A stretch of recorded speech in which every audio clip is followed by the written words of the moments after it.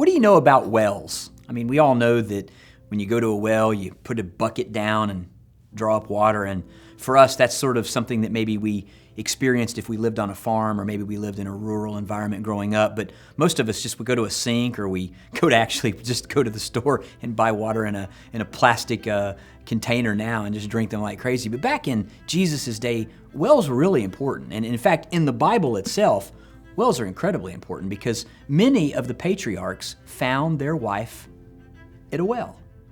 Think about that. Moses, where did he find his wife Zipporah? At a well. What about Isaac? He found his wife at a well. What about Jacob? Well, Jacob found Rachel at a well, right?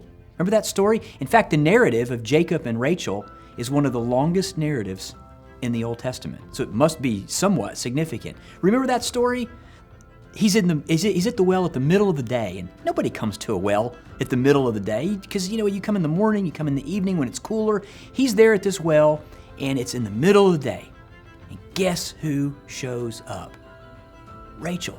And he is just absolutely stunned with her beauty. I mean, he doesn't even know what to do. So he goes and takes the capstone, big rock, usually takes 3, 4, 5 people to take off. He goes and in sort of a Herculean effort, lifts that rock off to show her that he is strong and that he likes her. Well, the story goes on. If you know the story, he really wants to marry this girl, but Laban is sort of a deceiver, sort of like Jacob is, and he tricks him into end up being married to Leah, Rachel's sister. It's a whole crazy story. You should read it sometime. But the bottom line is in the story, and it's one of the most significant parts of the story, is we find that Jacob can love Rachel because she's pretty, but he doesn't love Leah because she's not.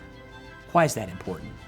Hugely important. Because if you know the wells and you know the stories of marriages in the Old Testament, in John 3, when John the Baptist says that the bridegroom comes, and that bridegroom is Jesus. If you start thinking about the bridegroom, who's he coming for? He's coming for the bride. So it shouldn't surprise anybody. In John 4, we're at a well. And of course, if you're there and you're reading the text, who's going to come? Who's going to be the woman at the well? Well, the woman that shows up is a Samaritan. And she's been married 5 times, and now she's living with someone. She's not super pretty, if you get the idea here. But she asks Jesus a really important question, and it's in John chapter 4, verse 12. She says, "Are you greater than our father Jacob?" Now, this lady's come in the middle of the day. That should make a thought go back to that story of Jacob and Rachel. She's come at the middle of the day, and she asked Jesus, "Are you greater than Jacob?" Well, is he? Is he greater than Jacob? Can he love the ugly? Can he love the sinner? Can he love the one that maybe nobody else would want to see? Because she's come to the well in the middle of the day because she doesn't want to have to deal with who she is. She doesn't want to have to talk about her situation. But she's found Jesus, and the question is he greater? And the answer to that is absolutely. Jesus is greater. He can love us no matter what we've done, no matter where we've been, no matter what our experiences have been. He loves this lady so much that she leaves her water pot at the well, and she runs back into the town, and she tells everybody in town, "Come find the man that told me everything I've ever done."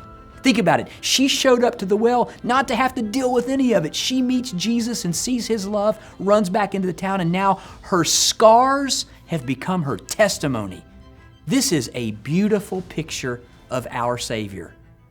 Take just a minute today and thank Jesus for the fact that he loves us the way he does.